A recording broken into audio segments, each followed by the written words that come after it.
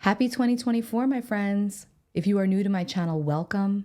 And if you have been with me for a while, welcome back. I thank you for being here. I'm looking forward to a wonderful 2024 with all of you, helping to bring the wisdom of the sky down to earth. I am intuitive and astrologer Lisa Salvatore. First and foremost, be sure to subscribe to this channel so that you are notified of all new uploads. Sign up for my free newsletter at lisasalvatore.com so that you can be kept updated on events and also classes and workshops as they come out. I offer private consultations and one-on-one mentorships. You can find all of that information linked below in the description box at lisasalvatore.com. All of my socials are linked below. And be sure to check out the Evolve Plus TV app, which is psychic medium John Edwards' app. I am also a contributor on there. It is a smorgasbord of amazing metaphysical information and content. Again, you can check that out. The link to the app is below in the description box. And forgive my hair. I was not planning on recording, and then I realized the date and the fact that I have not recorded a YouTube for the past couple of weeks because it has been a little bit crazy, I'm sure. I know for everybody and collectively as well. But I want to talk to you today about the first new moon of the year that we have taking place on January 11th. Today that I'm recording this video, it is January 7th. We are in Capricorn season. Mercury has officially stationed direct as of January 1st. I keep on getting the question, why does it still feel like Mercury's retrograde? Well, in a very basic way, I'm going to tell you it feels that way because it kind of still is, metaphorically and energetically speaking. Mercury, yes, is now direct, but Mercury is still technically in its post-shadow retrograde phase until January 20th. But even more so, Mercury stationed direct and was moving directly toward a clash with Neptune, the planet of confusion, amongst many things. So the last week has definitely felt like we've gained some traction in some way, but it's also felt foggy and fuzzy at the same time. Communication especially has definitely been spotty. And I always use the analogy, it's like we're talking underwater and we think that we're saying, well, we know we're saying what we're saying, and we're thinking that other people are able to comprehend and listen and intuit the way what we're trying to say. They're getting it, but in reality, that's what it sounds like. We're talking underwater. So there's still a little bit of confusion by the way of communication, and that will start to straighten out pretty much like around the new moon and then going forward. And then we'll really be clear of the Mercury shenanigans by January 20th. We have a big, powerful month ahead, a big, powerful year ahead. The first half of this year there's a lot of good to it. I want to stress that. There really is. Definitely intense. There's definitely bumps in the road. But personally speaking, there's a lot of good energy that we can work with, and it is my goal to bring more of that to you this year. Oh, and as an aside, next Sunday, January 14th at 5:00 p.m. Eastern Time, I am also going to be doing a live presentation for the first quarter of 2024. So it will be for January through April. I'm going to go through the astrology and the energy for 2024, but this will be the first quarter, January through April, and we'll also go through the signs. It will be informative and interactive. There will be a Q&A portion at the end.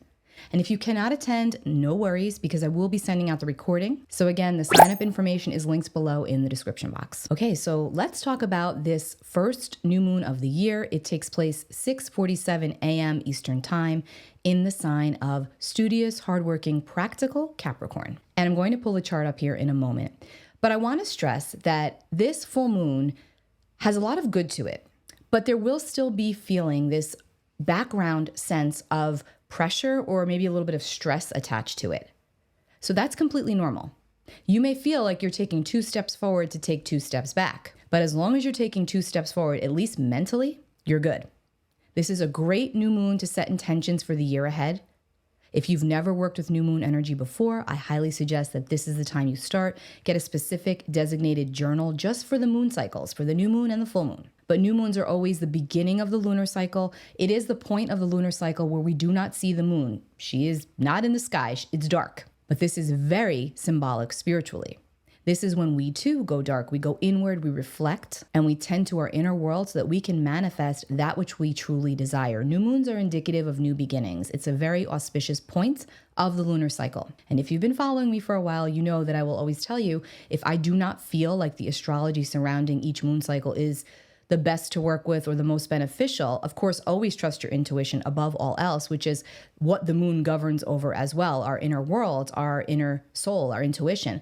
But more than that, it's about honoring and trusting what you feel. So if I'm telling you this is a great new moon to work with because it is the first one of the year, and also because it's in the sign of Capricorn, and also because there's some pretty powerful and positive astrology surrounding it, even with all of that, if you don't feel it, your intentions will not align, okay, with your truth. And therefore, you may not bring in what it is that you desire because you're not really feeling the manifestation. So always trust your inner guidance above all else. Having said that, I do like this new moon as the first new moon to get us started. I think there's a lot of power to it and behind it, and a lot of room for spiritual enlightenment and growth. So let's go ahead and pull up the chart. So again, this new moon takes place at 6:57 a.m. Eastern time. I'm sorry, I think I said 6:47 a.m. before. 6:57 a.m. Eastern time. I have this set for New York, but you can change this to wherever your location if you are pulling the chart up yourself. And again, this is Thursday, January 11th, 111. And this new moon takes place at 20 degrees and 44 minutes of Capricorn. You can see it right here. We also have Pluto, the planet of power and transformation and control. Pluto is at the 29th degree of Capricorn as of December the 19th. And again, this is significant because Pluto is getting ready to make his entrance once again, into Aquarius on January 20th. Really powerful energy here for moving into the future, for wrapping up a tremendous cycle and going into a new one. And there will be more on that later on. But we've also got Pluto here in Capricorn. We have Mars in Capricorn. Mars is a planet of energy and action and drive and force. And Mars is also our will to fight, to stand up. And Mars is very powerful in Capricorn. Mars is in his what we call exaltation in Capricorn. It is one of his most preferred placements, and he's very powerful. The planet of power is ultra powerful in the sign of Capricorn. So again, this is just helping to add to that motivated energy of moving forward. So we've got the sun and the moon in Capricorn. We've also now got Mars in Capricorn as of January 4th. And so for the next few weeks, we will have the support of Mars in Capricorn, collectively speaking. Mercury will enter Capricorn shortly, but Mercury is still traveling through the last degrees of Sagittarius. And the ruling planet of Capricorn is Saturn, okay? So this makes this new moon a Saturn-ruled new moon.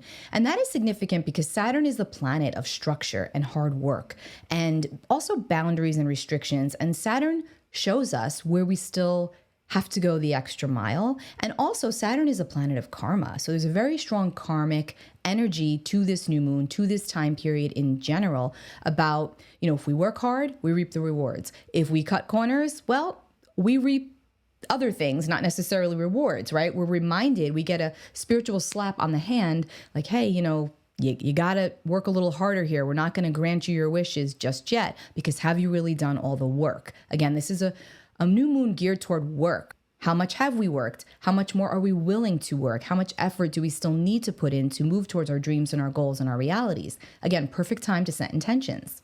And yes, this is a Saturn-ruled new moon, and Saturn's also in a pretty decent position around this new moon, which is also very helpful. We have Saturn here at 4 degrees of Pisces in an almost exact sextile, which is a supportive aspect to Jupiter, now direct at 5 degrees of Taurus. This is about abundance and energy for all of our effort and hard work, and we can definitely feel more disciplined and more motivated. I really like this new moon because to me, it feels very mystical and also very practical because we have all this strong Earth, Capricorn, Saturn energy here. But then we also have a lot of Pisces and a lot of water energy co-present. So again, it's very mystical, but it's also very practical. There's this energy of anchoring our dreams into reality and of figuring out how we can do that. And also a letting go process about what has not been working for us. Again, this new moon is going to be powerful for everybody, but it's going to be the most potent if you are a Capricorn, especially if you have any of your major placements like your sun, your moon, your rising, your Mars, anywhere from 18 to 22 degrees of Capricorn, or any of the other cardinal signs, which are also Cancer, Libra, or Aries. If it's Aries or Libra, you may be feeling a little bit more stressed around this new moon, but still powerful. Cancer as well may feel a little bit more stressed, but you're coming out of the canon now. Capricorn will feel the most power. And also if you have anything 18 to 22 degrees of the earth signs, which are also Taurus and Virgo. So anything between 18 and 22 degrees of Capricorn, Taurus, Virgo, you're going to really be supported by this new moon. And then Aries, Cancer, and Libra, you will as well, but not without that feeling of a little bit of stress and or tension that might be present, of where you also may need to really let go to grow. There's a strong energy, even though this is bringing in the new, there is a strong energy of still having to maybe release some situations from our current reality to get us to the next step. And there will be a recognition of that around this time. This new moon is also in an almost exact trine to Uranus over here at 19 degrees and 11 minutes of Taurus, which is very helpful. This is great for new ideas, downloads, flashes of inspiration, the motivation to do things a different way and more geared toward change. So expect the unexpected in the best way possible. Think outside of the box. Pay attention to your dreams. Lots of downloads coming in around this time. We have Venus up here at 15 degrees of Sagittarius in a trine to Chiron, the wounded warrior, down here at 15 degrees of Aries.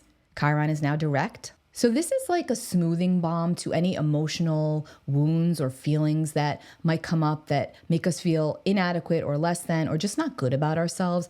This trine aspect here, it's like a nice smoothing balm. We're more willing to go into it and try to understand at a deeper level, or also look at the blessings amongst the lessons here, like what we have learned through some painful situations. So even if there is an emotional bruise or scrape that crops up, this is like a smoothing balm. This acts as a smoothing balm. Now, a couple of things, like I always say, in the background, there's a couple of little bumps here. There's some tension, there's some friction, but we always need that, right? We have the nodal axis, the north node at 20 degrees and 12 minutes of Aries, directly opposite the south node at 20 degrees, 12 minutes of Libra, and the nodal axis. Long story short, this is the nodes of fate, okay? These are not planets, these are calculations, and this is where we have eclipses on this axis. So we have been having eclipses in Aries and Libra since July of 2023, and we will continue to do so until January of 2025, okay? So the cardinal signs, especially Cancer, Capricorn, Libra, and Aries, along with having Pluto in Capricorn, now have really been feeling stretched and pushed into growth.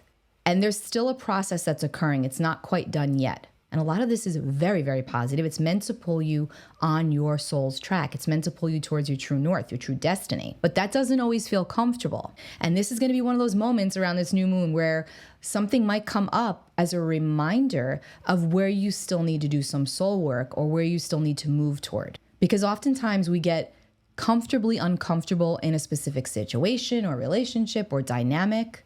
And this new moon is going to shake it all up and remind you of where you still need to shake free. And it's going to all have to do with having courage, Aries as the north node, having strength, being authentic and standing up within and for oneself, and being willing to let go of being a people pleaser in some way. That's the Libra side, the south node, letting go of saying yes when we want to say no, or not being true to ourselves, or sacrificing a part of ourselves for specific relationships when we don't really want to do that. Again, reminders galore around this new moon. And remember, we can choose to stay stuck. However, you know how uncomfortable that feels on the soul level. And then when we do feel stuck and we get frustrated because we're not moving forward, we're not harnessing the energies, right? We're not utilizing them properly for our soul's growth. And we will feel that on the energetic level, make no mistake. And we will constantly be reminded, because it's very karmic, of where we still need to let go and grow. Now, I'm bringing this up because this new moon in Capricorn, while powerful, is in an almost exact square here to the nodal axis, to the south node in Libra and the north node in Aries. So again, there's a reminder here of where do you still need to let go and grow? Where might you still be falling into the old patterns of being a people pleaser in some capacity, or sacrificing so much of yourself that maybe you don't even know who you are anymore? Maybe a mini identity crisis is at the forefront. This new moon may be bringing things up to the surface to remind you of where that is still playing out in your current reality and where you may still need to let go of that. Now, also, this new moon is in a square to Eris over here, 24 degrees of Aries. And Eris is all about standing up for oneself, having our rights recognized, having our voice. Everybody has their voice. Everybody deserves to be heard. And Eris will protest. Eris is an instigator. So Eris, very close to the north node in Aries and opposite that south node in Libra, also squaring this new moon, which brings in a T-square configuration, which is tension. There's going to be some sort of an instigating aspect, again, to remind you, us, all of us, where in our lives we may still need to let go gracefully so that we can move on to our own path and fulfill our soul contract, our journey. And again, that is going to be unique to everybody. And this might not be exact for every single person watching this, but you will want to look to the part of your birth chart that contains Aries and Libra, okay? And you can see Libra up here and Aries down here. If you don't know what I'm talking about, go to my website. You can download your free birth chart. It's right on the homepage, and you'll be able to see your placements. You'll be able to see your chart, and you'll be able to follow this better.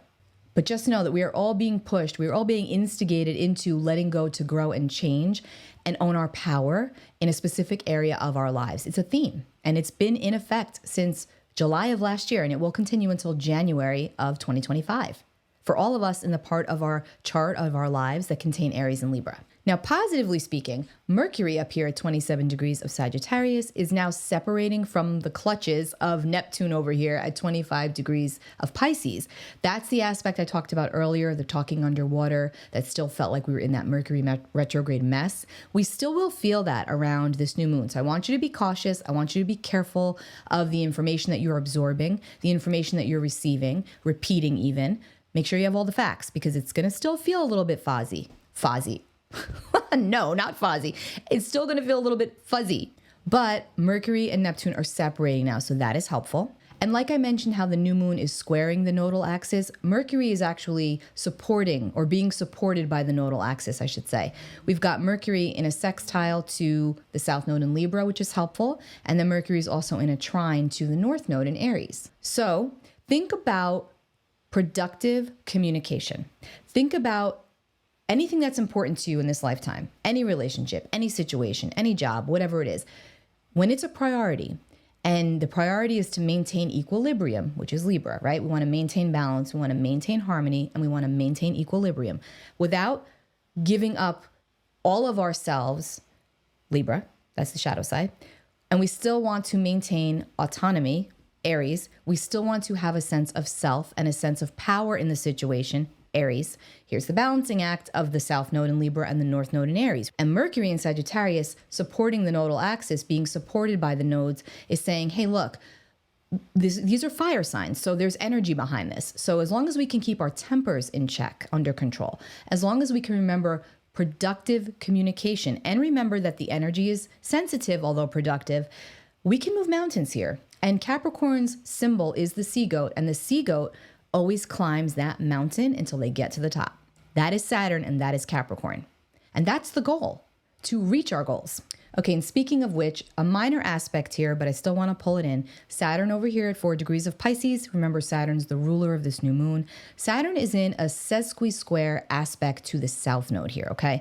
Now, the sesqui-square, again, it's a very minor aspect. It's 135 degrees here. And I bring it up because it does still have the background of some tension. And because it's Saturn, the planet of karma, attached, contacting the south node, also a point of karma, okay? Karmic release, karmic recognition. Again, Saturn is going to be bringing things up in the periphery about where we still need to let go to grow, where we may not be heeding the lessons, okay? And you will know by what is coming up and the repetition behind it. You may meet the same person over and over and over again in a different person. You follow? The same lesson comes through in a group over and over and over again in a different group. So you leave that one group, but you're not getting the lesson. Saturn's going to remind you, hey, it's not about the group. It's about you. It's about what you're not recognizing.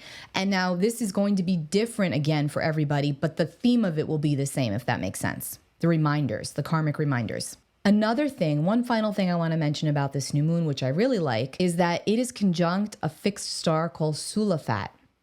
It's right here at 22 degrees. Sulafat falls in the constellation of words. And the mythology behind this fixed star is that Mercury or Hermes found the body of a tortoise that was cast up by the Nile River and actually used the tissue, the sinew as they call it, to actually make a harp called Lyra. And Lyra is also in that constellation. So the tortoise shell actually made the Lyra's musical body. So the mythology goes. Now to me, the way that I interpret that message is that anything is possible if we put our mind to it. If we're determined, key word for this new moon, for Capricorn, determined. When we are passionate about creating something, when we show up and we have that willingness every step of the way to work hard, to overcome obstacles, and more importantly, to recognize our part, right? To recognize our part in all dynamics, in all situations, that takes a lot of courage, Aries. That takes a lot of strength. So where are you feeling the most frustrated right now? Dig into that a little bit. There's a lot of karma there for you. So that is the astrology surrounding this powerful new moon. So definitely use this new moon to set some intentions about what you want to bring into your future for this year ahead. And for another hint, look to the Capricorn area of your birth chart, because that is going to be the area where the energy is the most ripe for you to set your intentions. And you're going to want to follow your rising sign because that will be most accurate. And again, you can download your free birth chart right on my website. But let me help you out. If you are a Capricorn rising, it's your new moon, so that is going to be the first house for you.